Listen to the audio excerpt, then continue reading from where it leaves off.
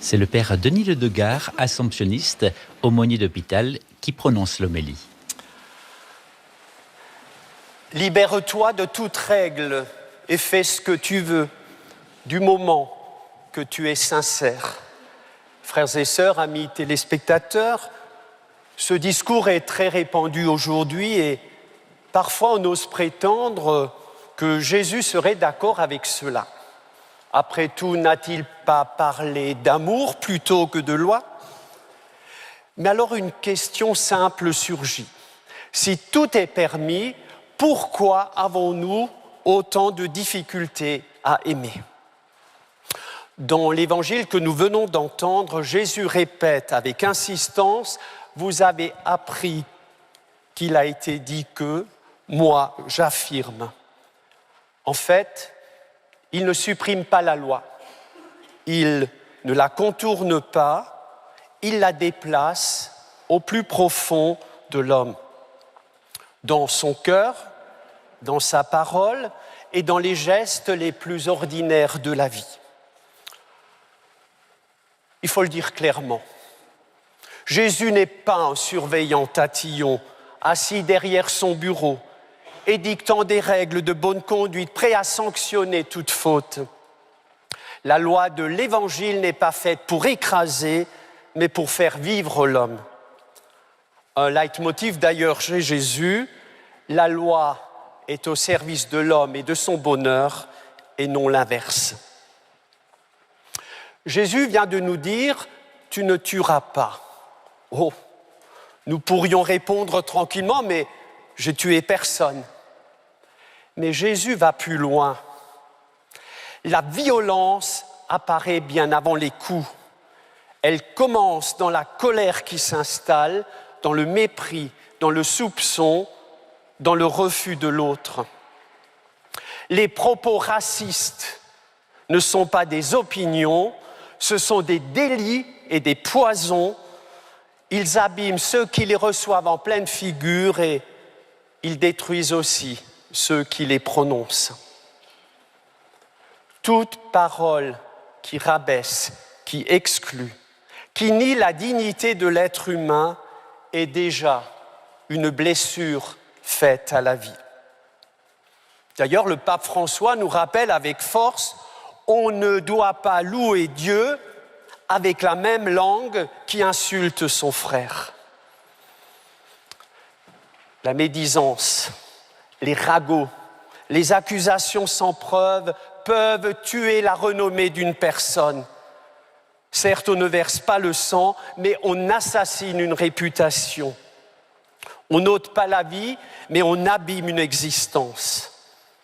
Mes amis, l'Évangile se joue là, dans ce que je dis, dans ce que je relais et dans ce que je choisis de taire. Alors ce matin, je voudrais particulièrement m'adresser à vous les enfants.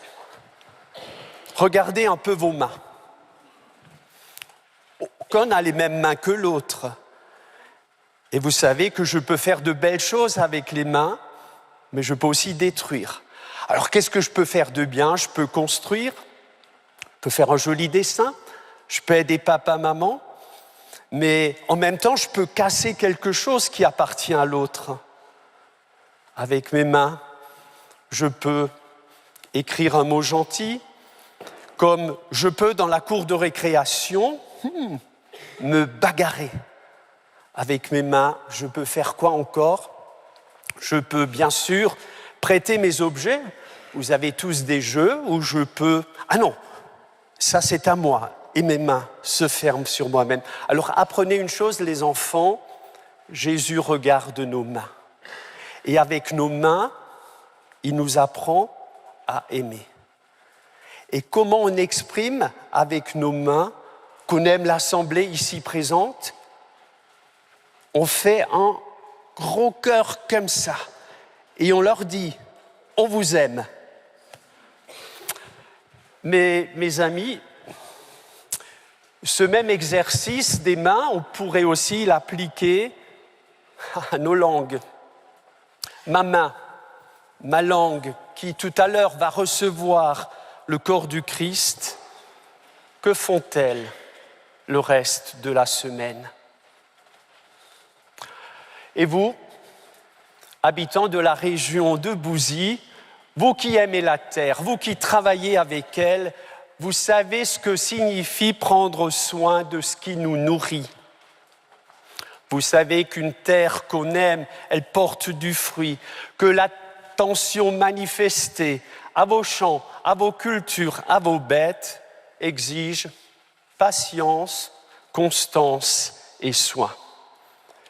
Je vous invite donc à avoir une attitude semblable.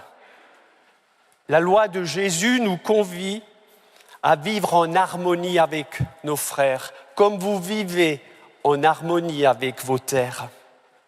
Cependant, Jésus ne nous écrase jamais. Il ne nous demande pas d'abord d'être meilleurs. Jésus commence simplement par nous aimer. Et quand on se sent vraiment aimé, on ne peut plus faire comme avant. Frères et sœurs, l'Évangile n'est pas une morale rigide, ni une autorisation à vivre n'importe comment. L'Évangile ne nous accuse pas, il nous réveille, il nous dit « Tu es infiniment aimé ». Alors pourquoi te contenter d'aimer à moitié?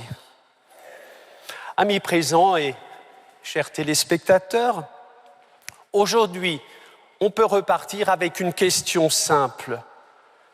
Mes paroles, mes mains, mes prises de position servent-elles la vie ou l'abîment-elles? Au cœur de l'Évangile, il n'y a pas d'abord des règles à respecter.